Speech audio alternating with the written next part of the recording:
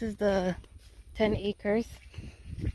I have not been here in 5 years. Actually, this is my second time viewing this place.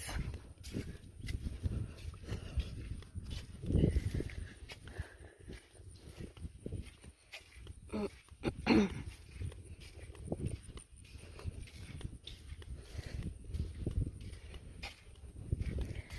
have no idea what I'm going to do with this land.